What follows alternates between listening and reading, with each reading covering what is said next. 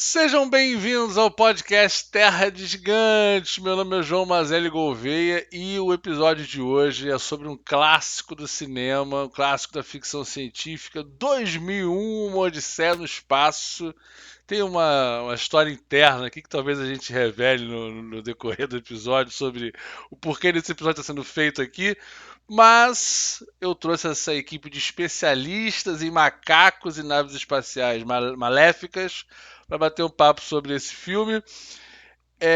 Vou primeiramente chamar talvez a pessoa que deu origem a esse episódio aqui, Anderson, meu querido amigo lá do Literanálise. Como é que você tá, cara? Seja bem-vindo. Deixa aí a tua nota e a tua frase sobre o filme. Obrigado aí, pessoal. Sou o Anderson aí. Algumas pessoas me conhecem já por Anderson 2001. Tanto que eu encho o saco sobre esse filme, né? Eu acho que a frase que eu sou mais conhecido aí, vou começar por ela então. 2001 é melhor do que Senhor dos Anéis. E a nota Nota do filme, do 10. filme? 10, claro, tá certo. Vamos lá. César Guimarães, como é que você está, meu querido? Tudo bem? Tudo bem, eu sei que a nossa plateia aqui estava ansiosa para rever-nos. Eu vou dar uma nota 6,5, 7 para esse filme. Porque tem dois problemas com ele. Primeiro, ele tem umas imagens que são blasé demais, cara. Assim, aquelas cadeiras vermelhas do cara quando chega lá na estação espacial, aquilo ali, para mim, é um negócio assim horroroso, cara. Realmente as Coisa cadeiras horrível são o dos pior anos do filme. 70 mesmo. As cadeiras ali Vamos, me matam, Muito cara. brega. vamos lá. Guilherme Hesk, seja bem-vindo. Sua nota e sua frase, Guilherme. Vou começar com 7,5, porque o filme é muito bonito, a ideia é muito boa, mas ele dá sono. Inclusive, eu tenho revelações a serem feitas sobre sono em 2001 aqui nesse episódio. Tenho denúncias, mas minha frase é que o nosso monolito hoje em dia é o celular mesmo, não adianta. Marcelo Biguetti, mais uma vez, seja bem-vindo aqui ao Oh, bate-papo. Sua nota e sua frase. obrigado. A nota para o filme é 5,5 e o livro 6. Tá certo. E a minha frase seria: por que não foi melhor, seu Clark? Reis Lorenzoni, seja bem-vindo. E sua nota e sua frase. Boa noite. Eu não vou dar boa noite, porque senão a gente vai dormir, né? Inclusive, eu tô até com o meu Red Bull aqui pra falar desse filme. A minha nota é 5 e a minha frase é: Eu estou com sono, Dave. Perfeito. Olha, minha nota é a seguinte: para obra de arte é 7. Para o filme é 4. E a minha frase é: macacos me mordam. Vamos começar esse episódio. I'm sorry, Dave. I'm afraid I can't do that. Bom, antes de mais nada, você que está ouvindo aí, spoiler, se você não assistiu o filme ainda, se você dormiu no meio e não conseguiu ver o final, tem spoiler do filme aqui o episódio inteiro. E não é sobre os. Não são sobre. O episódio não é sobre os livros, né? Que tem linkados ao filme e tal. Mas o pessoal aqui leu, eu não, mas algumas pessoas leram aqui, e então pode conter spoiler dos livros também, cuidado, né? Spoiler aí na sua cara, beleza? Primeiro gancho que eu vou puxar aqui, galera, é o seguinte: vocês acham que aquele início, lembrando, puxando o gancho aí dos nossos do nosso bate-papo sobre Gladiador 2 e tal, vocês acharam que aqueles macacos, sem brincadeira, ficaram datados hoje em dia, tá muito ridículo? Ou você acha que ainda dá pra relevar e tal? O que vocês acham? Você acha que poderia fazer um remake com eles em CGI ou deixa assim? Eu acho que estamos Cara, a 0 dias sem falar de macaco no cinema, né? Esse podcast tem é, Cabe um alguns episódio temas. especial sobre macacos, sem incluir o problema dos macacos, que aí seria covardia, né? Macacos no cinema, né? King Kong e tal. Eu acho que não, cara. Acho que o filme tem esses efeitos datados, mas eles não são um problema do filme, na verdade. Eles são muito avançados para a época, muito interessantes. É meio são. esquisitinho, né? Mas eu acho que eu não vejo problema nenhum, não. Nos efeitos no geral do Não, filme, inclusive. Só tem um problema. Quando você compara os macacos com as cadeiras vermelhas, aí pronto, acabou. Os macacos estão bons demais, cara. Eu concordo, mas discordando do Guilherme, porque eu acho que não ficou datado, assim como todos os efeitos especiais desse filme. Inclusive, não parece de maneira nenhuma ter sido um filme de 68.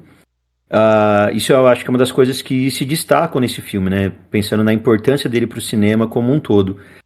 Os efeitos práticos e tudo que eles fizeram em questão de maquetes, esquema de câmera, para poder fazer os efeitos especiais, é melhor que muito CGI hoje.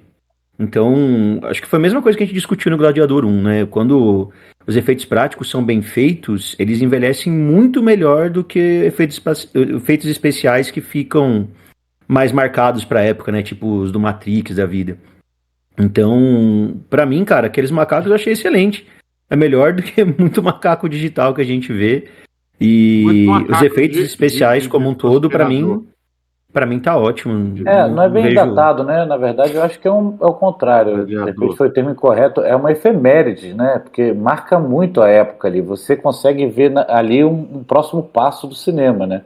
Só que é um filme com seus limites tecnológicos. Inclusive, a representação lá no final daquela viagem toda lá, pelo que eu dei uma estudada aí, foi realmente pela limitação da tecnologia da época. Aquela coisa meio psicodélica, na verdade, se fosse agora, seria os efeitos do Interestelar. Eu concordo muito com o que o Revis falou. A produção em si, ela é fantástica.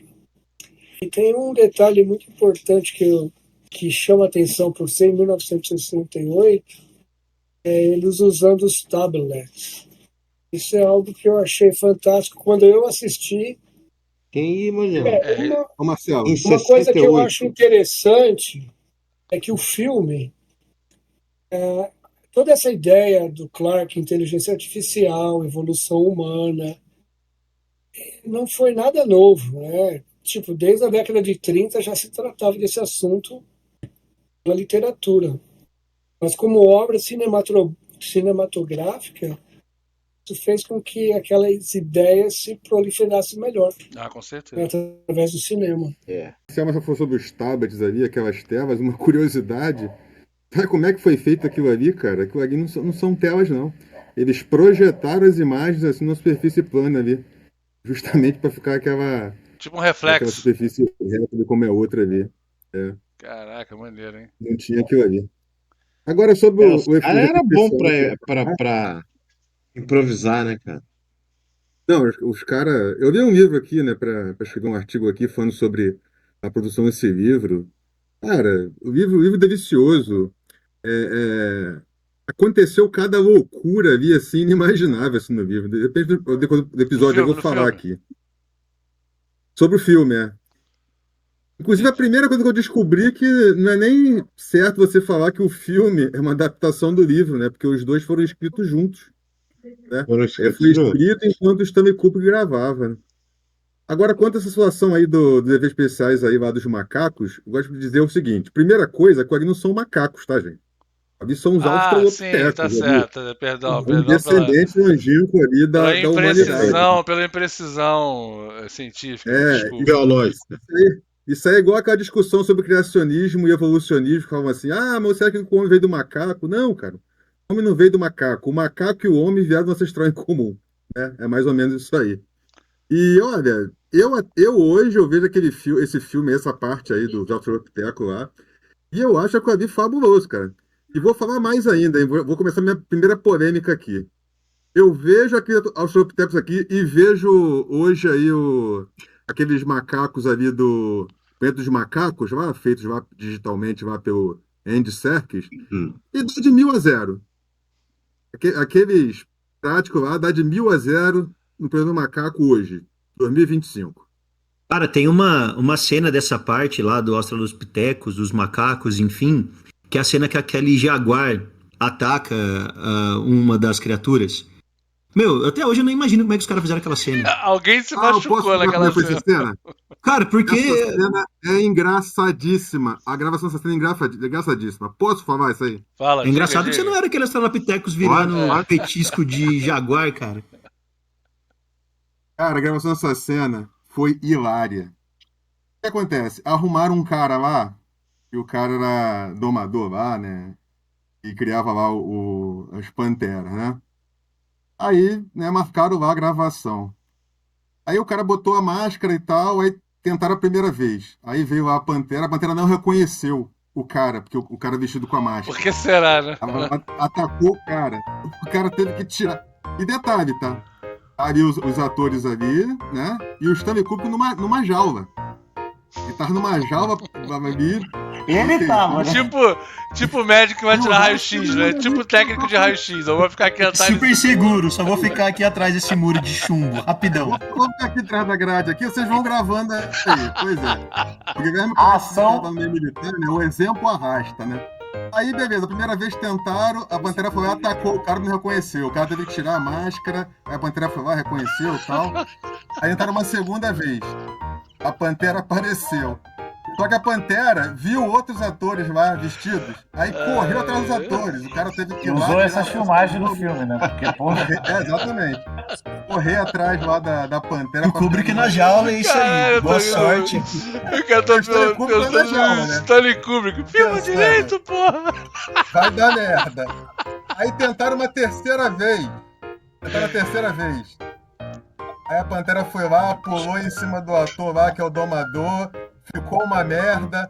E todo mundo, não, vamos ver. O Stanley Kubrick só da jaula. Não, tá bom.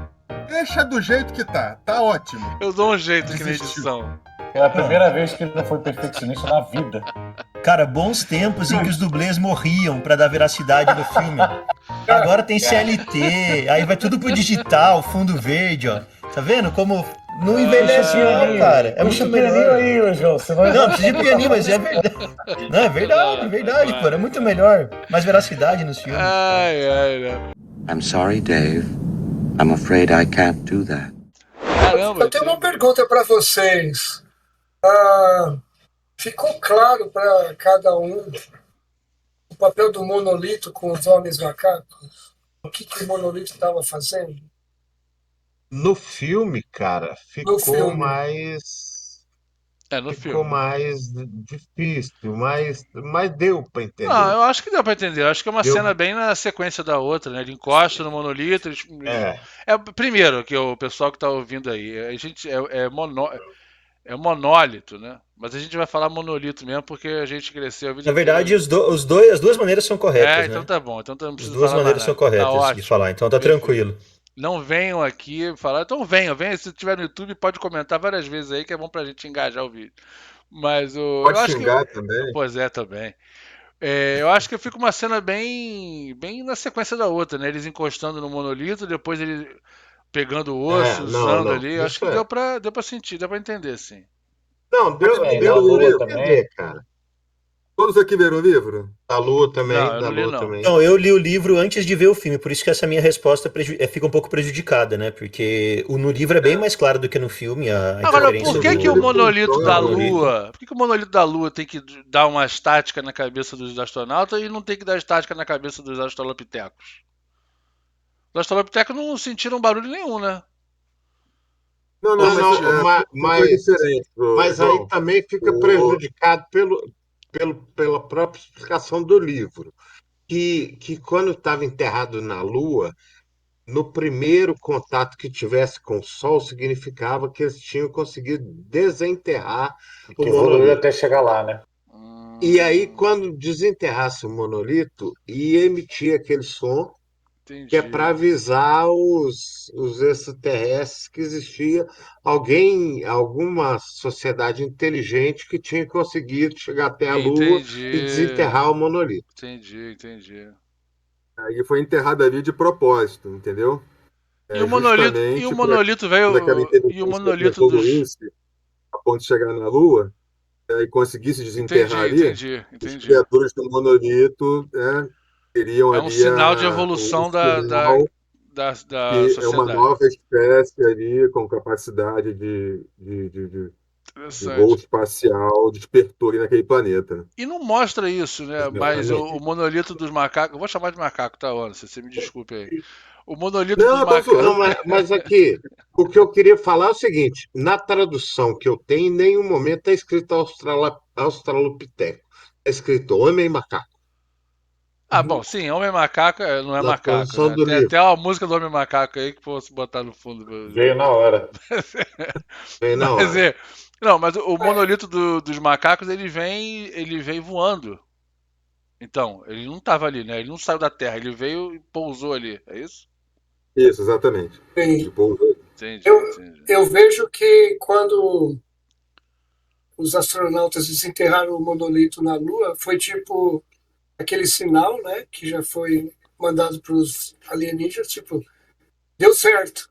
Ah, aquele Tipo, sinal depois então eu não é pensei, não era para os astronautas, era para mandar para os alienígenas. Não, era para mandar. Isso, exatamente. Ah, e aí acabou É, Na pegando a porque humanidade, interferência do rádio ali, deles. João, porque, por exemplo, para pra pensar. Por que que eles fazem depois uma missão para ir lá para Júpiter? porque É foi justamente ativado lá o sinal, porque né? eles rastrearam aquele Que não era. sinal e o sinal ia Entendi. para algum lugar da órbita de Júpiter, É o próximo passo. entendeu? Calma que a gente vai chegar lá Na ainda, que eu vou verdade, perguntar. Fala, Zé. na verdade, nem era Júpiter, né? É, No Saturno no livro livro, né? era Saturno, mas aí isso aí foi até engraçado, que Eles não quando o conseguiram Stanley fazer os Kubrick anéis de encontrou o Arthur Saturno. C. Clarke, o Kubrick falou assim pro Clarke: olha, você pode pensar o que você quiser, o que você escrever eu posso filmar. Tá bom então. Aí, já de primeira, era até Saturno, a equipe de efeitos especiais não conseguiu criar um Saturno convincente, Convincente. tiveram que Mas Vicente. Saturno diminuir também a viagem até me Júpiter. corrijam aí os cientistas de plantão, o Saturno é gasoso, né? Será que na época eles não sabiam que o Saturno era gasoso?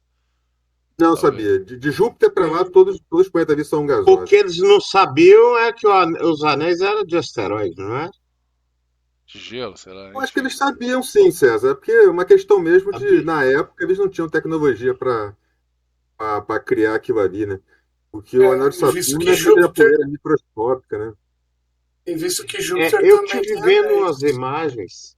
Eu tive Exatamente, vendo os umas 4 imagens. planetas gigantes ali, os 4 têm anéis. Quer É Não, dizer, que mas então, será que Saturno é mais o visível. Saturno é o senhor dos anéis dos é isso que eu ia planetas? falar. Se Não é tivesse verdade? anel, Então, se tivesse Ele é anel melhor nesse então que já filme, tá aí porque ia ser o melhora o melhor. filme. Com certeza. Ô, Revis, E então assim melhoraria o encerramos o filme se episódio. fosse até Saturno? Tanto é que o livro manteve Saturno, é. Manteve o Senhor dos Anéis para dar uma salvada. Não à toa, o livro é muito melhor que o filme. I'm sorry, Dave. I'm afraid I can't do that. Vocês repararam que a cena logo depois da cena dos macacos, né, quando faz o salto temporal ali para aquele cara que parece, me lembra muito Ike Batista, aquele ator, cara, que tá chegando É, na coisa. E aí ele encontra com os russos. o Floyd. E aquela O Floyd. cena ali, eu imaginei, eu vi como uma reprodução da cena dos macacos com humanos ali. Porque você pensa, eu fui longe aqui, presta atenção. Nos macacos a gente vê Você dois. foi longe A gente mesmo, eu já vê dois. entendi. E sem considerar as cadeiras vermelhas ali, que dão todo um charme no negócio. Importante. Se você considerar a cena dos macacos, tem dois grupos de macacos disputando a água, né? Não é isso que acontece? É isso, né? Pelo Uhum. que eu vi. Aí, naquele momento ali, eles não estão brigando igual os macacos ali, os caras, que seria demais também, né? Mas eles estão numa tensão ali, né? O russo dá uma alfinetada no cara, né? Não, Ah, exatamente. vocês estão. Era, Tá dando algo errado ali e tal, não sei o quê.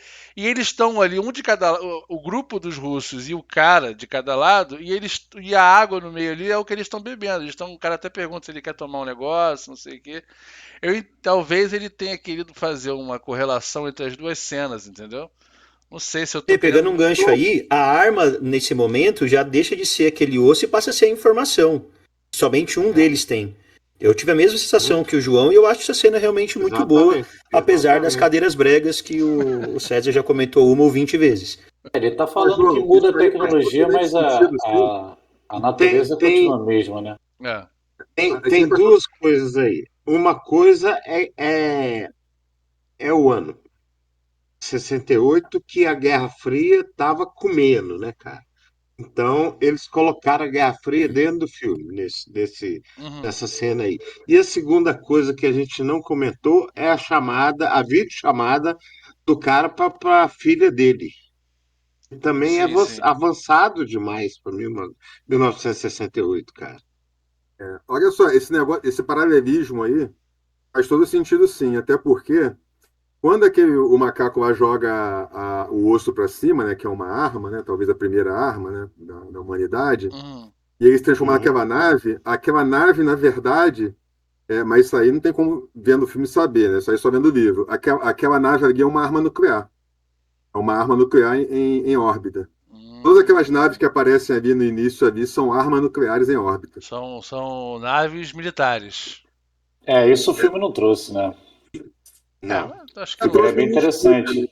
Diminuir um Outra pouco o coisa tempo que o do filme macaco não para isso. traz, outra coisa que o filme não traz é que estava super populosa a Terra e que tinha gente com decisões é, autoritárias, nem nada disso, né? Isso aí a gente vê no Isso é livro uma só. informação do livro que não tem no filme.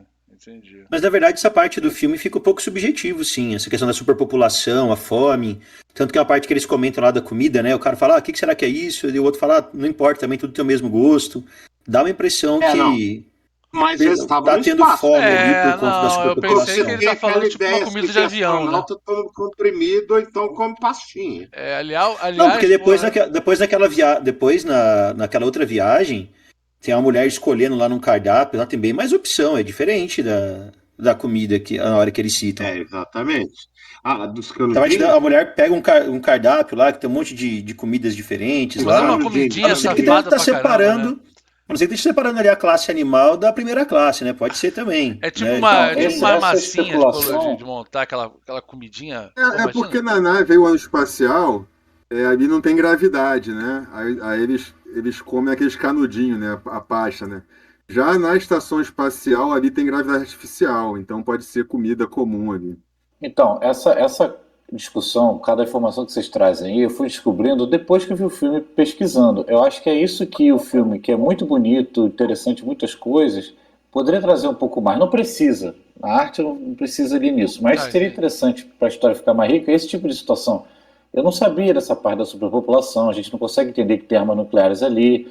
E à medida que a gente vai avançando a história, a gente vê que ficou muito bonito, muito interessante, curioso, ficou devagar, mas uma Porque escolha a narrativa, história é mas isso aí interessante não também. fica claro. E acho que É. Não fica. a escala do problema ficaria muito maior no cinema, no filme, se eu soubesse um pouquinho mais disso. Às vezes num deslize numa cena ali, alguma E às coisa, isso vezes, às faz vezes falta. nem, às vezes nem é necessário para contribuir para a trama em si, mas para te deixar um pouco mais imerso ali no filme, entendeu? Profundidade, né? É só pelo fato de É. existir naquele mundo isso, seria Ele interessante. tenta usar a sutileza no filme, mas talvez seja realmente sutil demais. Essa parte da cena mesmo da nave sem gravidade, eu acho interessante, puxando assim um paralelismo da evolução humana, que dentro daquela tecnologia toda, meio que parece que o ser humano involuiu.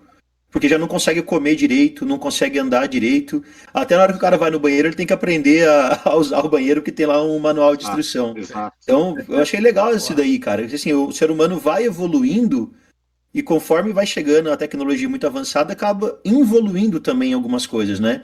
E a gente vê muito hoje em dia na nossa sociedade, cara. Né?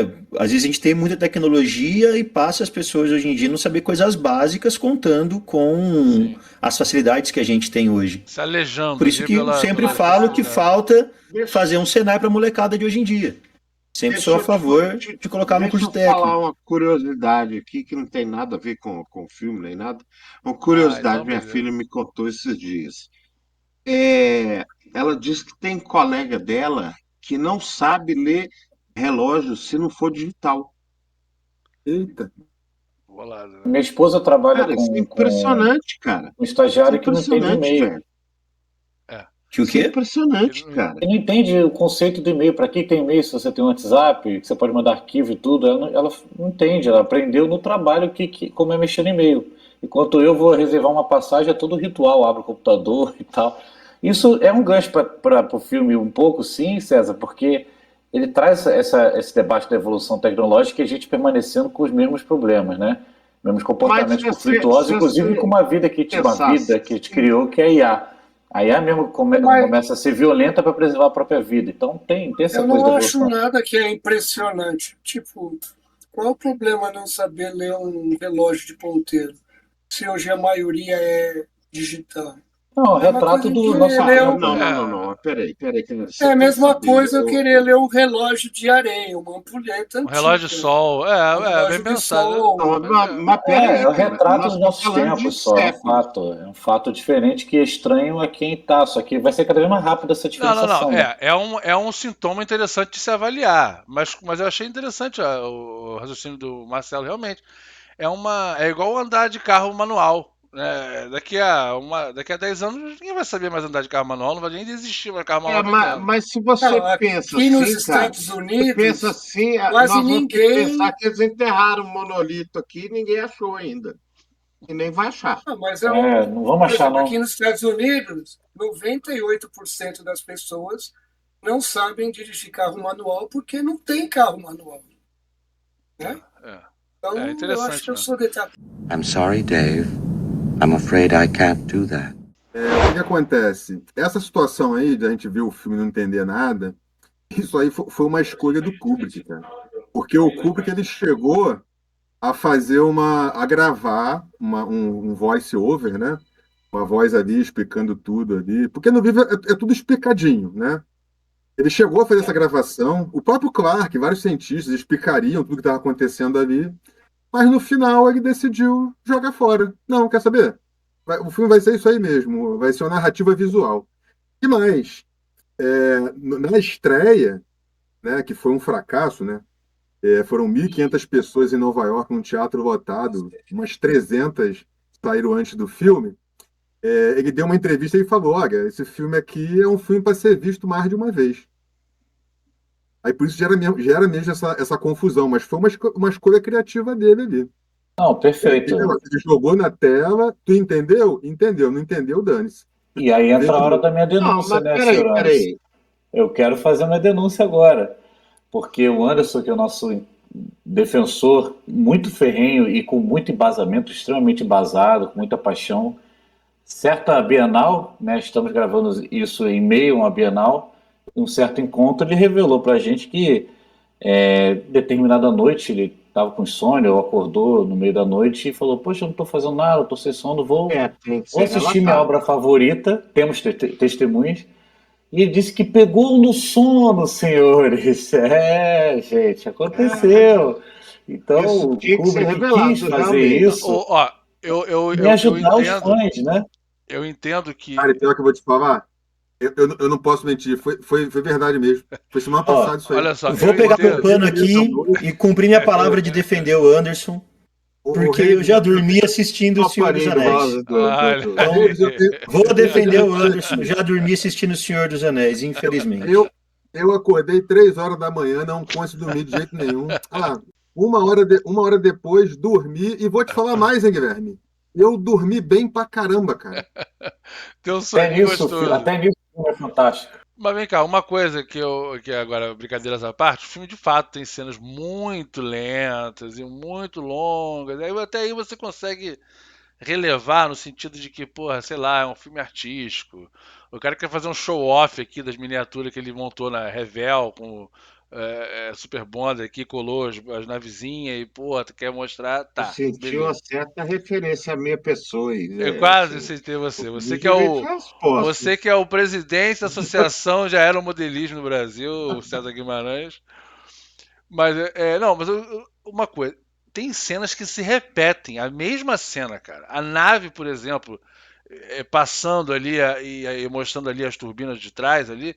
Cara, a cena se repete umas 3 vezes a mesma cena, cara. Aí é foda. Aí tu, tipo, eu tive que dar uma acelerada, porque aí isso eu já vi, pô. Embora seja Mas, João, impressionante, realmente, né? só duas curiosidades aqui. A primeira, né? Essa primeira versão que foi apresentada na estreia, ela tinha 30, acho que 30 ou 20 minutos a mais. Putz. Sabe aquela parte que aparece o astronauta Nossa! correndo ali, ele correndo, socando o ar? Aquela cena ali tinha 15 minutos. Eram 15 minutos ele correndo, socando o ar ali. Nessa cena teve um monte de gente que já foi embora do cinema. Aí depois ele fez uma cena e cortou, né? Outra coisa também, curiosa também dessa cena da nave aí, essa nave eles fizeram um modelo de 17 metros, né? Porra. E pra tu ver como é que o Stanley Kubrick era louco, cara, o Douglas Trumbull, né, que é o que criou essa nave aí, ele lá e o Con Pederson, né, que era outro cara lá dos efeitos especiais, depois ficaram famosos, deram vários outros filmes aí. Eles apresentaram lá, né, o Kubrick, o modelo 17 metros, todo feliz e tal, né, ficou excelente. O Kubrick pegou, olhou. Olha, não tá legal, faz outra.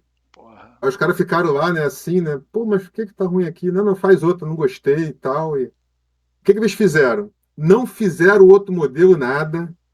Uma semana depois, eles foram lá apresentar o mesmo modelo pro Kubrick. O Kubrick olhou e, caramba, tá excelente. Agora sim, agora eu gostei.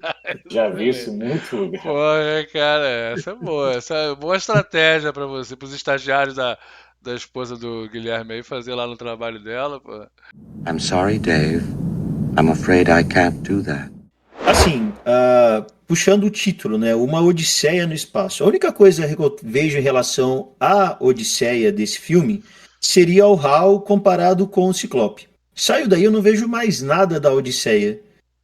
Faltou inteligência da minha parte ou realmente só quiseram usar o título porque É uma ia ficar viagem, legal? né? É uma viagem, o termo né? da Odisseia. Mas a Odisseia é a viagem de volta para casa, cara, né? Mas no final o Olha. bebezão gigante tá voltando pra casa. Tá, mas ele não lutou para voltar Ah, para não, mas casa. aí você tá querendo Não, o mas- filme Troia, Não, mas pô. se você vai puxar a Odisseia, que é a luta do homem querendo voltar para casa, voltar para a família, basicamente é esse conflito. Esse é o conflito, né? Ele querendo voltar para casa. Mas será que a Odisseia aí não é mais um. Eu esqueci o nome, a figura de Uma longa linguagem. jornada com Não é que não é uma Odisseia. Aquele final que ele viaja lá pro zoológico lá, que é aquele apartamento lá que vão observar ele, é uma odisseia, né? Ele atravessa o espaço e o tempo ali. Volta pra uma Olha. casa fictícia, né? Enfim. O Marcel pode falar mais isso aí. Inclusive, Marcel, se tiver que cortar, o João corta depois. Dá um spoiler aqui. Vai sair um artigo aí na revista TAC sobre 2001 Odisseia no Espaço. E nesse artigo tem ali algumas referências ali de 2001 Odisseia no Espaço à Ilíada, né? Olha aí. Vamos lá. A primeira, é óbvio, é o título, né? Uma Odisseia do Espaço. Uhum. A segunda, eu nunca tinha percebido isso, eu só fui perceber lendo esse livro que fala sobre a produção do 2001 Odisseia do Espaço, é o nome do protagonista, né? É o Bowman. Se traduzir ali, seria o Homem-Arco, né? Ulisses, né? O Odisseu lá da Odisseia, é um exímio arqueiro. Aí tem outra referência aí. É um cara que ele tá, né, tentando sobreviver ali. Ele encontra poderes assim muito maiores, né? Podemos fazer isso aí um paralelo aí com o retorno lá do Ulisses a Ítaca. Ele volta, né, à Terra depois de ter enfrentado poderes ali sobre-humanos, né, incluindo o próprio Hal ali, mas também lá encontrado lá os alienígenas, a inteligência alienígena. E tem algumas referências, sim. Não, e olha aqui. No dicionário está escrito o seguinte: Odisseia, longa perambulação ou viagem marcada por aventuras, eventos imprevistos e singulares. Não é de retorno. Entendi. E ele retorna à Terra, né, no final, né? Como a criança cósmica, né? Um bebezão gigante. Isso. Cara, uma curiosidade sobre esse bebê aí, cara. O Stanley Kubrick, ele mandou... Filho do Stanley Kubrick, a criança, não é também, pô? Não. Filmou da barriga da mãe. Ele queria usar um bebê real mesmo. Na jaula. Queria usar um feto. Ele pediu para a equipe de efeitos especiais consultar lá o pessoal lá do Reino Unido, as Da autoridades bioética, eles poderiam do Conselho da Infância, um feto de verdade. na jaula. Caralho, o Isso Stanley aí, Kubrick é totalmente melhor, né? fora da casinha, né, cara? Cara, é sério, cara. Não, e o Cara, pior é esse vídeo é muito engraçado, eles cara. trazerem o bebê, né? Aí o Stanley Kubrick, não, esse bebê não tá bom, não. Traz outro, me arruma outro aí, porra. A instituição do diretor excêntrico tem que ter um limite, né? O cara dentro da jaula vendo um felino gigantesco atacando os outros. O cara queria pegar um bebê direto da barriga pra botar no cinema. Que isso, gente? Pelo amor de Deus. Na verdade, o que ele quis representar foi um recomeço da humanidade de uma forma melhor, A cara, questão, a teoricamente. questão que me Do incomoda meu no ponto de bebê, vista, né? a questão que Do me meu ponto de incomoda vista. é o seguinte, é porque em nenhum momento do filme ele faz uma imagética metafórica nesse sentido. Tudo que ele bota ali é o literal, é o que está acontecendo, é a viagem, é a nave, muito pelo contrário, ele é perfeito, ele é totalmente detalhista nesse sentido. Em nenhum momento do filme ele faz essa cenas assim metafóricas, como é indicado nesse final, que aquela cena você não é um bebê numa bola no meio do espaço. Pelo que eu entendi. É uma representação do que seria um objeto sendo enviado ou do que seria a humanidade a partir de agora. E aí na última cena ele faz uma cena totalmente diferente do que ele fez no filme inteiro. Deixa a pessoa. Você é burro, você achou que era um bebê no espaço. Cara, se o filme inteiro, durante horas, me mostra um estilo de filmagem e na última cena ele muda esse estilo assim, o cara me induziu a pensar que era um bebê de fato verdadeiro que era ali dentro, entendeu? Meu Eu problema acho com que esse relação. Mas, pensamento, João, João, isso vale pro filme inteiro, cara. Porque assim, o primeiro e o segundo ato é bem dessa forma, é bem direto, como o João falou, né? Ele mostra exatamente aquilo que tá acontecendo. E o terceiro ato é absolutamente maluco, cara. Então, assim, pra mim eu acho que é muito fácil você enfiar um monte de elemento desconexo, sem sentido, e falar que o terceiro ato é algo Que tem aquela transcendental, parte que ele vai que você se tem que vendo, né? interpretar. Ele vai se vendo velho, não é isso? Ele vai se vendo envelhecendo. Tem também, já começa aí essa é, pegada, né? isso foi É, no livro é ao contrário do filme, assim. Porque no filme ele se vê envelhecendo, né? Ele se vê envelhecendo até depois virar um bebê de novo. hum, No livro é o contrário, ele se vê de ah, velho para novo até perder todas as memórias e virar um bebê. entendi. Isso Entendi. muda bastante Poderia ter coisa, né, cara? induzido melhor a ideia, né? Primeiro, né, 2001, tanto o filme quanto o livro, não é uma narrativa convencional, uma narrativa linear, né? Até o nosso amigo lá, o Lucas Rosa, no canal dele, ele teve uma sacada assim que eu achei sensacional. Ele diz o seguinte, ó, 2001 nós podemos considerar ali, na verdade são três histórias, são três noveletas. Aquela história ali do alvorecer do homem, Dos né? E macacos. com os macacos ali. Você tem aquela parte ali na Lua, né? A descoberta ali da. Que aquilo ali é todo o conto que baseou o 2001, né? Que é o conto A Sentinela. É basicamente aquilo ali que termina ali. E a terceira parte ali, né? Que é. Acho que é além do infinito, né? Que ele chama ali. O que é aquela criança? O que é aquela criança ali? Júpiter Quando, além de quando, Júpiter e ao infinito. algo desse tipo. Quando o David Bowman, né, o astronauta Big, entra ali no Portal das Estrelas, né, a partir daquele momento ali, ele encontra ali, né, os criadores do monolito, né? Que é uma inteligência ali são os Firstborn, né? Seria a primeira inteligência que surgiu no universo, de bilhões de anos e tal. Hum, E são assim, é uma inteligência que conseguiu superar, né, o corpo físico e viajar o universo através daqueles monolitos, né? Que eram eles na realidade. E depois eles ficaram tão avançados que eles conseguiram transferir a consciência dele para o tecido do espaço-tempo.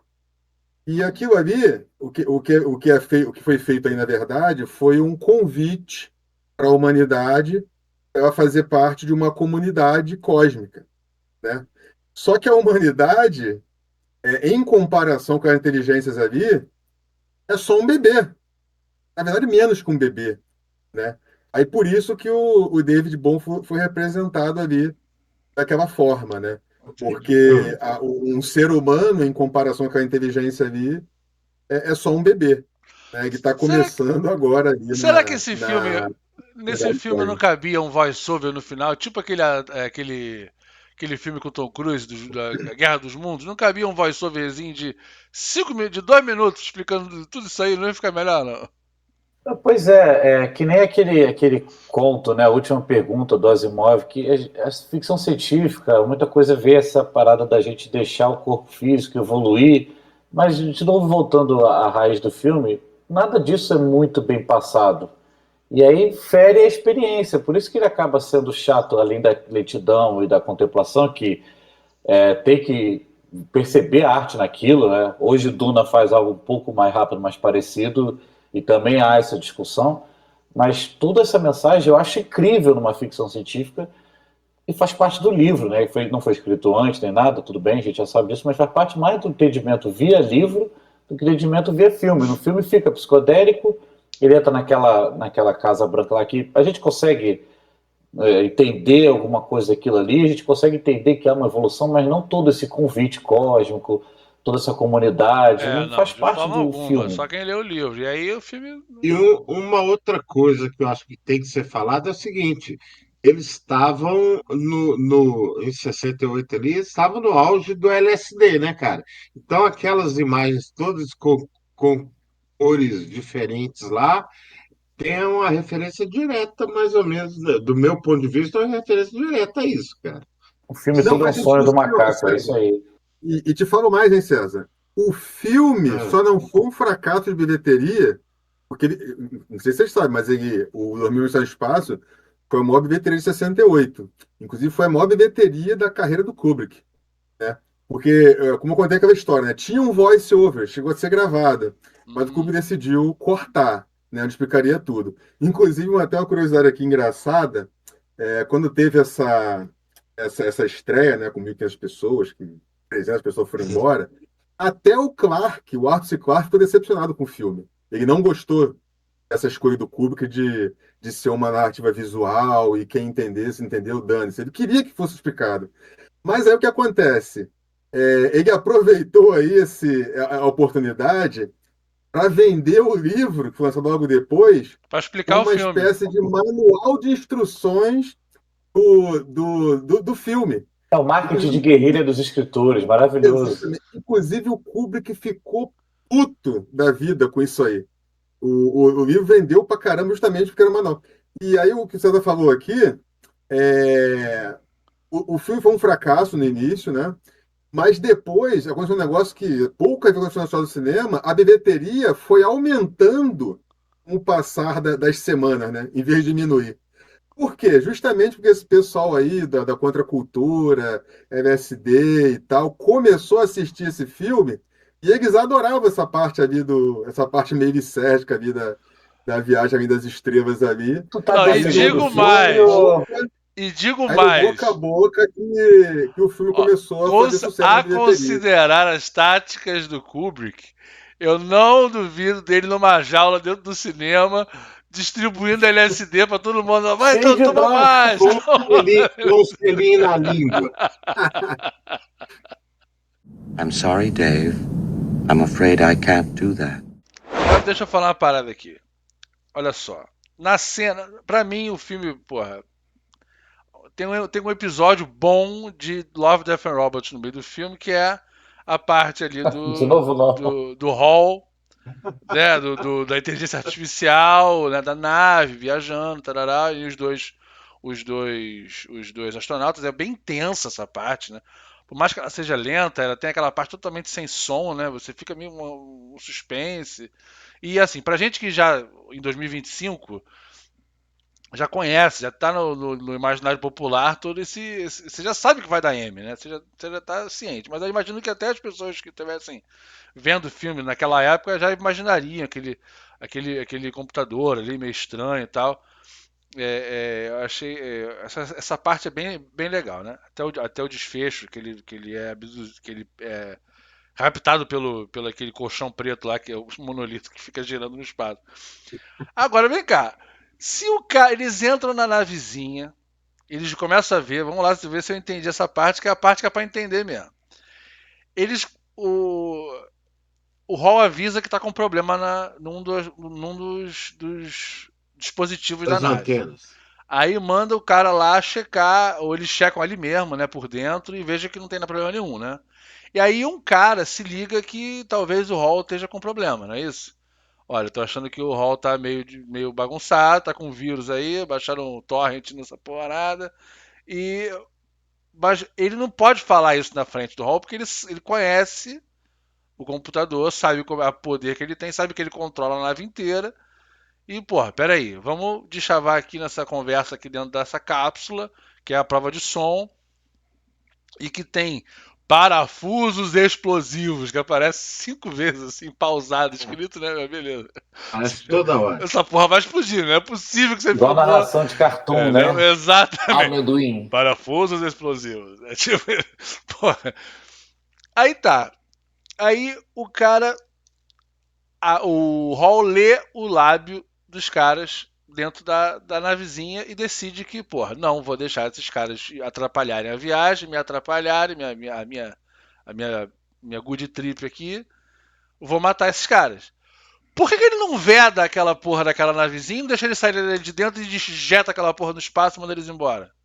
Se ele tem a controle da nave inteira. Ele não, deixa os caras saírem No da livro é navezinha. assim, João. No livro não tem essa parte dele matar lá Ele não o vai lá astronauta, fora buscar o negocinho, na hora que ele volta, ele não volta?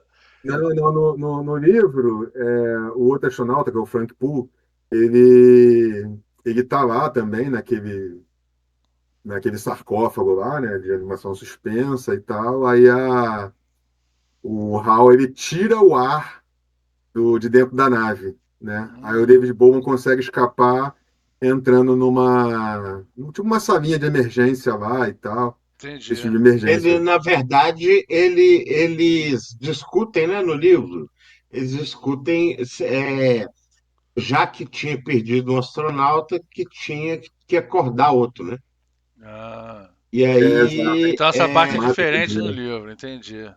Bom, mas no é, filme ficou, no filme eu fiquei ele, com essa filme coisa. ficou aí melhor. o astronauta ganha a discussão dele, o astronauta ganha a discussão dele, só que ele, filho da puta do Hal, ele estoura uma porta e suga tudo lá de dentro da nave, ar e tudo mais. Essa parte do E livro é o cara diferente. tem que se virar para sobreviver, cara. Mas no É. filme essa parte é boa. Eu tô falando dessa questão aqui de que o bicho podia ter vedado a navezinha, injetado ela e acabou o problema dele, né? Mas beleza, tem que ter filme. Eles saem da navezinha, o cara, sem ser o Bauman, vai lá fora, mexer no negócio, na volta o cara. Não é isso? Na volta ele. Ah, não, ele Ele tira o. desparafusa, Ele tira o negócio e o cara morre, fica vagando no espaço, o Bauman vai lá fora resgatar o cara. Porra, e é incrível, porque essa ideia de ficar perdido no espaço, solto no espaço, a deriva, cara, me incomoda muito. É uma parada que, claro, né? Não precisa me incomodar, é que vai incomodar todo mundo essa ideia, né? Óbvio. Mas é muito apavorante, né, cara? Caraca, se eu tô perdido no nada, né? Vou vagar eternamente até acabar meu oxigênio aqui. E aí ele sai da navezinha, naquela outra navezinha, e vai voltar, o computador não abre, cara. E é mais maneiro, porque embora essa IA não seja. Não tenha uma personalidade muito aflorada, né? Ela é bem robótica mesmo, né? Ela não tem muitas entonações e tal, ela é bem reta. Mas ele pergunta umas 2 vezes pra ela, né? Fulano, você tá me ouvindo, Fulano? Aí nada. Tá me ouvindo? Aí na terceira vez é que o Hall responde. Não, estou te ouvindo sim. Quer dizer, você começa a pescar uma certa. Quase uma Dá uma ironia. debochada, Ele né? tava brincando com o cara. Ele tava. Animosidade. Porra, A Alexa faz isso hoje com todo mundo e o pessoal acha que é se mete defeito, na né? conversa. Não, Tem que chamar a Alexa 10 vezes para fazer alguma coisa. vocês estavam falando mais cedo sobre essa involução do ser humano com a tecnologia e alejando a gente e tal, e no filme tem um pouco disso, né? Na parte que eles estão se alimentando, mas nesse momento a gente vê o total a saída do físico que o cara tem que fazer, né? Ele tem que romper todas as barreiras que ele tinha antes de acessibilidade de computação e explodir o negócio, enfiar na nave e ir manualmente desligando o bicho ali, né? É uma coisa que mostra como essa tecnologia está sendo vencida, né? pela coisa mecânica mesmo, né? Tirando ali aquelas memórias dele ali, né? E essa cena, cara, se o filme. Tá vencendo analogicamente, né? Pois é. Cara, pra mim a melhor cena do filme é essa cena onde ele vai tirando as memórias e a voz do bicho, cara, a voz é de arrepiar, porque não é uma voz com entonação, não é nenhuma E atuação do ela tá cara que com tá. medo. Porra, e você vê pela. É quase como a gente faz esse negócio de digitar e mandar ler, né? É aquela voz bem robótica, mas só no texto e no tempo que ele tá falando e no que ele demora, você vai sentindo o drama do bicho morrendo, né, cara? E ela vai meio que ameaça, meio que implora, a voz vai Ela vai mudando aquele começando. tom. É E fantástico. Ele aos tá poucos, morrendo, e né? aos Ele poucos Nesse ela está vai morrendo momento, da IA. falar assim, e aos poucos ela vai perdendo capacidade de formular palavras, né? A cada memória que ele tira, ela vai ficando mais simples no que está dizendo, né? É muito É um bem robô feita turismo essa fazendo isso. cena. Essa cena é incrível, cara. Muito, muito, muito boa. Muito boa. Ô, João, uma outra curiosidade sobre essa cena aí, né? O Arthur C. Clarke ficou muito puto com essa cena também, porque. Eu tô até deixando eu falar uma merda aqui que tem dois médicos aqui, né? Mas naquela parte, né, que ele fica. Aliás, outra coisa também que eu achei. E quem gosta de ciência assim fica puto naquela cena. Porra, o cara vai pro espaço e esquece o capacete, cara. Pode crer. Porra, essa aí é foda. Mas tudo bem. Aí ele tinha que, né, se expor ali ao vácuo Porra, o para Hall tinha que dar uma poder. sacaneada nele. Meu amigo, vem cá, tu tá querendo facilitar a vida, né, porra? Não, ele fala de uma forma bem boazinha. Dave, eu acho que eu tenho uma dificuldade para entrar no sem capacete. Sabe, fala algo do tipo assim, né? É, Ô, pode Dave, crer, você é pode crer. devagarzinho, Inclusive né, ali, Dave? fala assim, Dave, você tá fudido. É nessa parte até que a gente consegue entender o motivo daquele negócio, do parafuso explosivo, né? Sim, a gente Porque entende. ele passa justamente para o troço explode e joga ele no espaço, né? Mas o Clark ficou muito puto nessa cena é o seguinte, que quando ele vai estar se preparando para se expor ali ao vácuo, né, entrar na nave mesmo no vácuo, ele enche o pulmão de ar e prende a respiração, né? Aí o Clark fala no outro livro aí, muito bom, para quem quiser entender isso aí, que é o Mundos Perdidos de 2001, Está no Espaço, ele fala, né, que se ele tivesse no céu naquela hora, ele não ia deixar fazer a conversão daquele jeito, né? Porque no vácuo, a única esperança de você ter alguns segundos de vida ali é você justamente fazer o contrário, tirar todo o ar do pulmão. Se você chegar ali se expor ao vácuo com o pulmão cheio de ar, o teu pulmão vai explodir. Olha, aí fica a Exatamente. dica pra você, se um dia tiver perdido numa nave espacial, com uma inteligência artificial maléfica, precisa sair no espaço, você já sabe a dica do Anderson, que é esvaziar os pulmões e se jogar no infinito. I'm sorry, Dave. I'm afraid I can't do that. Tem um questionamento a vocês. Caso o HAL não tivesse dominado, tivesse de boa, será que eles iriam entrar ainda assim dentro do Stargate? Não, do eu ia No perguntar Limite? isso agora, porque a finalidade depois disso tudo, quando o cara sai, Boa sai, pergunta. sai fugido, culmina com o colchão vagando no espaço e pegando ele, não é isso? Isso que eu ia perguntar. Tem alguma correlação? O negócio afetou o Hall de alguma forma para acontecer isso? Ou foi uma coincidência? Ou foi intervenção divina? Eu acho que é mais um capítulo do conflito homem com algo que ele cria ou com ele mesmo, enfim, é mais um conflito que se repete, só que em vez de estar com o osso na mão, ele está com a própria tecnologia, ele mesmo criou a ferramenta que criou o problema dele, entendeu? Eu acho isso. Eu concordo, assim, acho que o HAL, nessa parte, ele está representando o ápice da tecnologia humana, né, uma inteligência artificial. E perceber que no ápice, que é a tecnologia, ainda falhou, né, então mostra que essa evolução da humanidade foi pífia, né? Se pensar que também, um pouco mais para trás, eles falam, no livro principalmente, né, que a evolução trouxe a superpopulação, que trouxe o próprio uso das armas nucleares, ou pelo menos aquela ameaça, né, do ápice da Guerra Fria. Isso mostra que a evolução da humanidade não tende a ser uma coisa muito boa, né? Inclusive, essa parte da evolução me traz outro questionamento, que é justamente aquela parte final, em que o cara fica lá preso dentro daquela jaula, parece um Airbnb de luxo, e fica lá, o pessoal fica vendo ele envelhecer.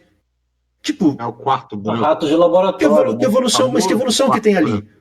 Que evolução Na que tem ali? Qual que é o verdade- motivo deles ficarem olhando o cara envelhecer e depois ele pegar e se transformar num bebezão super foda? Na Cara, verdade, eu mas Não entendo faz que sentido, cara. é aí uma que eu questão discordo de do. você, cara. Eles estão Aí é que observando. eu discordo de você. Você desculpa, eu peço Vênia para discordar de você nisso aí. Porque eles estão, na verdade, evoluindo o cara para o renascimento da humanidade ali, no meu ponto de vista. No meu Entra o que o ponto de Marcelo vista, perguntou ali, ele né? vai envelhecendo, envelhecendo, criando experiência, até sair do corpo e virar um bebê de novo, cara. Você Que acha? É experiência que ele outro, é vive um preso dentro daquele Não quarto. renascimento. existe isso, não. Ele tá comendo Não, eu algum suplemento, discordo. algum whey especial pra virar bebê gigante, é isso? Não, eu acho que o Marcelo perguntou faz sentido. Na verdade, eu acho que a IA estava atrapalhando a humanidade chegar lá, né? Então, assim, Não, claro, o que ela fez, o que o Hall fez ali, ia atrapalhar a evolução do humano, mais o conflito humano atrapalhando a própria evolução do humano, tanto os russos, etc. Os conflitos lá dos não macacos também, era a própria humanidade interferindo violentamente de alguma forma nela mesma. Agora, eu acho que aquela casa lá, na verdade, o Airbnb da Deep Web ali, era mais uma ideia deles observarem aquela criatura que chegou até eles. Ah, tá, essa raça aí chegou até a gente, então vamos observá-la do início ao fim da vida exatamente. para Exatamente. entender ela, para aí sim evoluir. Ele era um rato de laboratório, na minha opinião ali. Tanto que no final ele está, entendi, agora eu vou botar o próximo passo da humanidade aí. Parabéns, vocês chegaram até aqui, agora vocês vão para o próximo passo, entendo dessa forma. Então, vocês vão evoluir agora, vão renascer. Ô, Guilherme, pior que você está correto mesmo, cara. O que acontece? Essa parte, essa primeira parte aí do filme, né, aquela dos macacos, vou voltar um pouquinho para explicar essa parte do final, ela é baseada num conto do Arthur C. Clarke, chamado Encontro ao Alvorecer, né? Onde os alienígenas ultra desenvolvidos vêm à Terra e tal, e ensina ali os seres humanos pré-históricos ali a usar ferramentas e tal. No final que o Clark, o primeiro final que o Clark previu era justamente isso. O David Bowman, ele entrava ali tipo um zoológico do universo, sabe? Com vários cômodos assim. Isso aí tá no livro 2000, Mundo Espelho de 2010, né? Lá ele colocou esse final descartado, né? E era isso mesmo, era tipo um zoológico, com várias jaulas ali onde eles replicavam o ambiente ali de várias criaturas e tal. E ele vai com a nave assim, vendo essas criaturas e tal, que são aquelas criaturas. Ele encontra esse ser, né, que caminhou na Terra há 4 milhões de anos atrás e tal. A ideia era justamente essa mesmo. E uma curiosidade sobre o final, cara, não sei se vocês sabem isso aí, é mais uma prova que o Stanley Cooper é meio maluco mesmo. Eles começaram a gravar sem o final. Eles não sabiam qual seria o final. O final eles foram Não tenho desenvolvendo dúvida Tá disso. explicado, né? Eu não tenho a menor dúvida. Aham. Acho que a parte mais importante desse livro que você leu aí é essa, hein? Explica bastante aí o filme. Porra. Não baixa minha nota, não, Anderson. Eu fiz essa pergunta porque tanto o filme quanto o livro fica a desejar, né? Eu não consigo, não sei quem leu, se o Anderson leu todos os outros 3 livros, porque esses alienígenas, esses seres aí, não é que eles estavam evoluindo a raça humana porque eles eram bonzinhos, eles tinham interesse por trás. Isso que lá no livro 3001, a gente vai entender o que eles eram sacanas. Mas só pelo filme e o livro 2001, não dá para sacar isso. Ô, Anderson, Tá ele exigindo tinha um vontade de mestrado na fazer história para entender. Diz nesse livro que você leu Como aí é que. é? Fala, Guilherme, desculpa. Tinha que fazer um Não, mestrado na não, é só história. um comentário que tá exigindo um mestrado, um doutorado para entender o filme, né? Não, o bom é que A nossa- o livro explica o filme, mas aí o Anderson leu um livro que explica o livro que explica o filme. Aí que a gente não Porra, conseguindo olha aí. entender. Não, e detalhe que o Marcelo falou que vai explicar isso no 3001. Porra, São 1000 livros, É, sei lá. Porra, haja café pra aguentar. Marcelo, eu li os 4 livros, né? É uma quadrilogia, tá, o Reis? Claro. Aí, a quadrilogia. Quadrila. Assim, Eu acho que nesse 3001, quando ele apresentou esses alienígenas, essa inteligência artificial, inteligência, né, como algo malévolo, eu acho que ele desfez o que ele apresentou desde o primeiro livro. Eu não gostei muito dessa ideia que ele teve, não. E, pessoal, vocês que não viram, é coisa de maluco. Sabe aquele astronauta, João, que ficou lá vagando no espaço? Ah, O filme Eles começa, revivem ele. começa o seguinte: ele é uma nave lá da Terra, né? Terra ultra evoluída e tal, humanidade ultra evoluída. Eles encontram o corpo desse astronauta. Aí eles ressuscitam Ah, cara, esse para. astronauta. porra.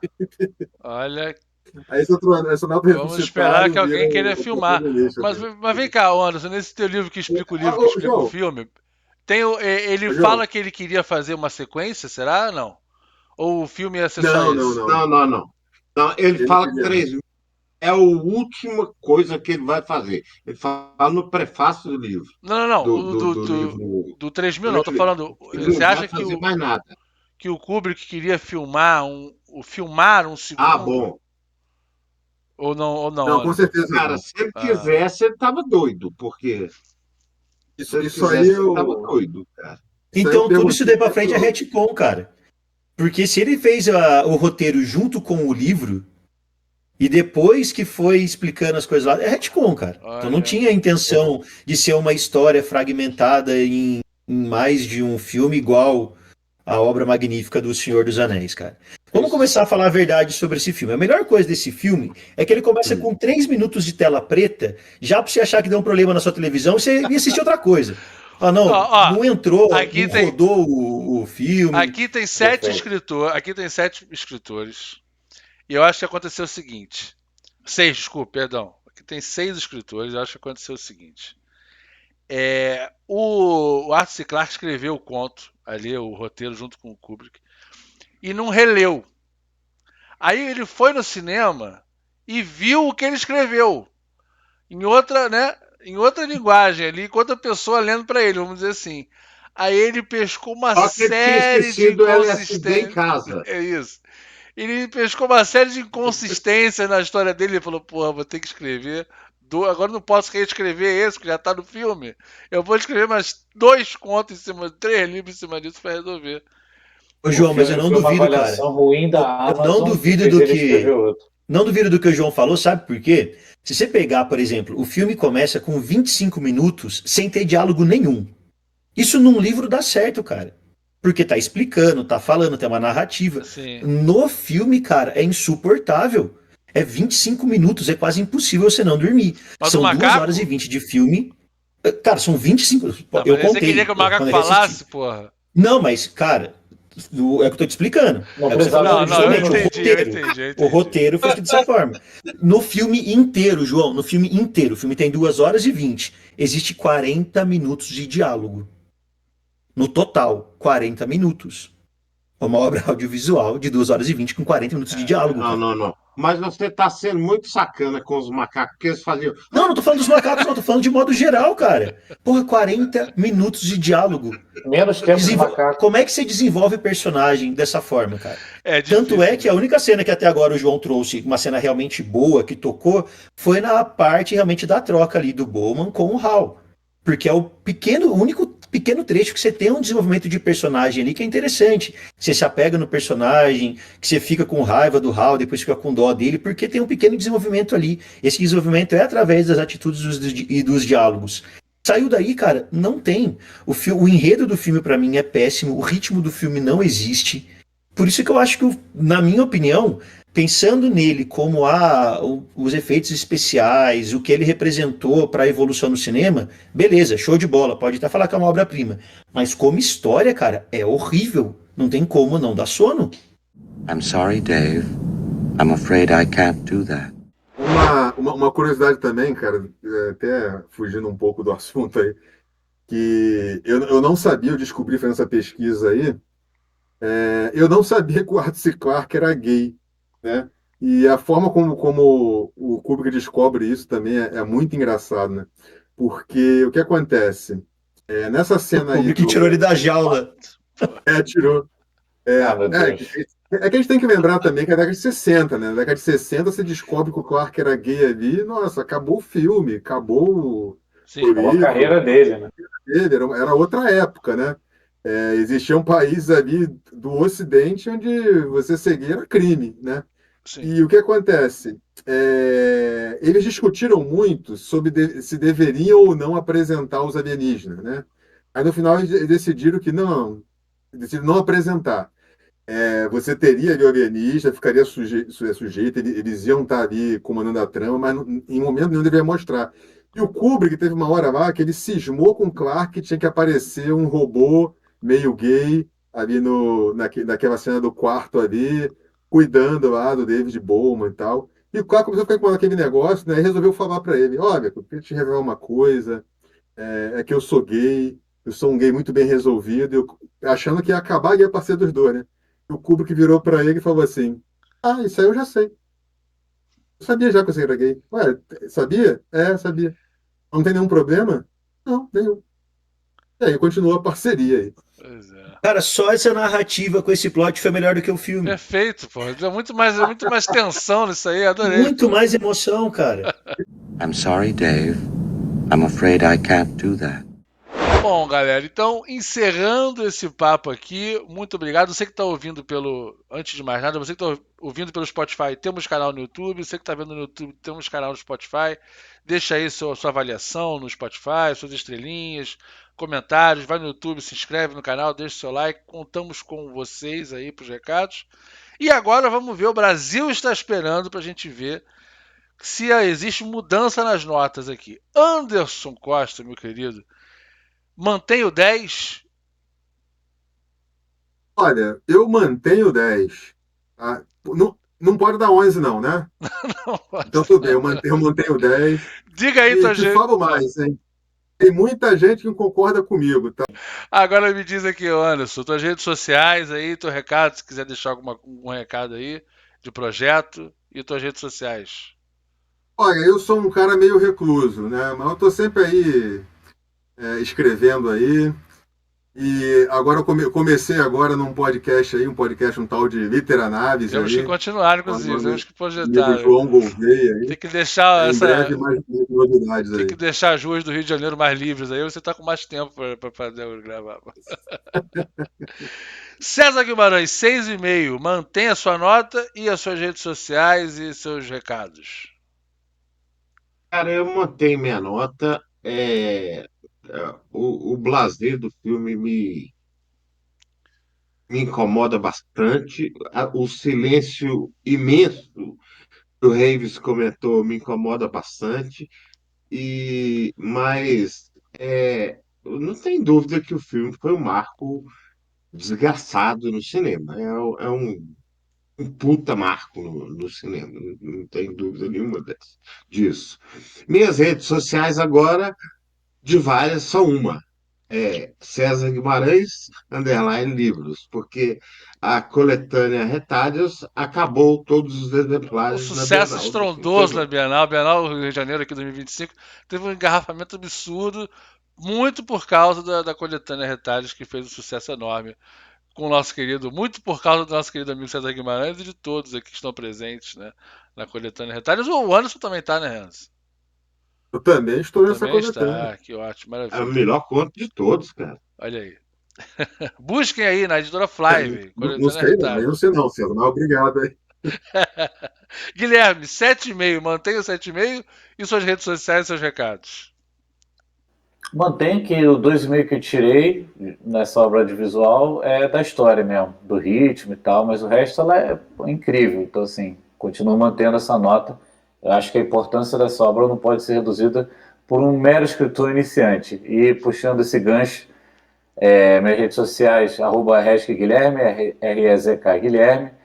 E o que eu tenho para trazer é a pré-venda daqui a pouquinho, início de julho, dia 6 ou 7, vou confirmar nas redes ainda a data da pré-venda do meu próximo livro, A Condenação da Memória. Eu estou na Bienal distribuindo panfleto, dando brinde. Na pré-venda vai ter brinde para os 50 primeiros, para todo mundo que participar. E a gente está falando ficção científica, nada melhor para trazer uma outra obra que não sei se é melhor que 2001, mas tenho certeza que vai ser divertido. Marcelo Biguetti, meu querido amigo, muito obrigado pela presença aqui. Sua nota mantém 5,5 e as suas redes sociais aí, seus contatos e projetos. Eu mantenho esse filme aí. Eu não gosto do filme 2001. É muito chato. Mas eu reconheço o papel desse filme no cinema e como cultura pop.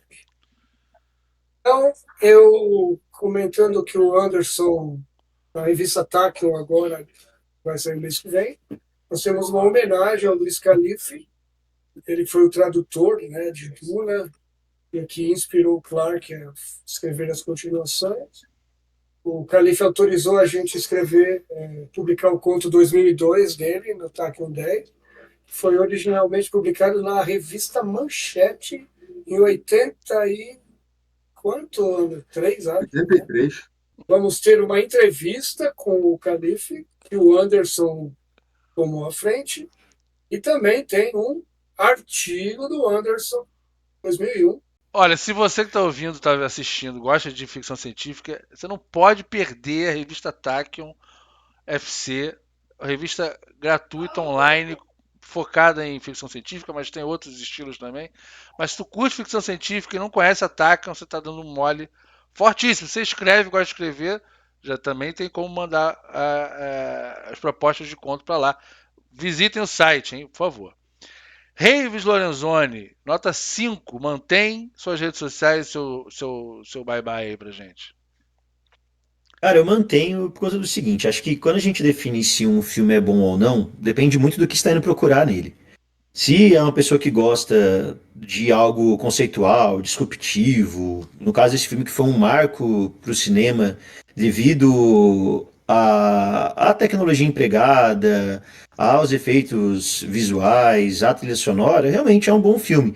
Mas se você gosta, como é o meu caso, de um bom roteiro, de personagem bem trabalhado, de bons diálogos, daí o filme fica péssimo, cara. Né? Não tem, pra mim o enredo é muito ruim, o ritmo não existe. Então, pra mim, a nota 5 em cima do que ele representa pro cinema, mas como filme, pra mim, é muito ruim, é muito chato, como disse o Marcelo. Minhas redes sociais, @livro.jogodorei no Instagram. Passando a Bienal, já vai começar o Catarse do livro 3, com bastantes brindes exclusivos só para o financiamento coletivo. Então, quem quiser e puder me ajudar, vai ter umas recompensas bem legais. Show de bola. A minha nota foi 4, eu vou aumentar para 5, porque aquela cena de fato dele tirando as memórias e o bicho morrendo me deu um arrepio aqui que eu vou dar uma nota 5. Redes sociais, @João Mas Gouveia, @João Mas Gouveia. Lembrando, você está assistindo aqui no YouTube, se inscreva, deixe seu like. No Spotify também siga ali o podcast, deixa sua avaliação. Em agosto começa a pré-venda do meu livro, logo mais informações sobre isso. Muito obrigado pelo seu tempo. Esse é o podcast Terra de Gigantes. Até a próxima. Valeu. Muito obrigado pela sua presença, pelo seu tempo. Ô, João, só um Oi, minuto. fala. Só um minutinho. Por que o pessoal ficou tão bonzinho hoje? É a presença do Anderson? Não sei, pode ser. Pô, eu falei mal do filme, eu tô tranquilo. A gente falou Ah, mal, não, a gente você falou mal. trouxe até o perfeito, porra. Você trouxe até o perfeito. Cortou o encerramento no meio aí, pô. Peraí, deixa eu fechar aqui, pô. Não, o que mais aborreceu o Reeves hoje não foi nem o filme, não. Foi eu ter falado a camisa dele do Saci. Saci pegou Mostra a mal, camisa né? do Saci pra gente fechar o. Esse é o Saci, você que tá assistindo, é o Saci ou é o Tolkien de cachimbo? Agora deixa eu voltar pro encerramento aí.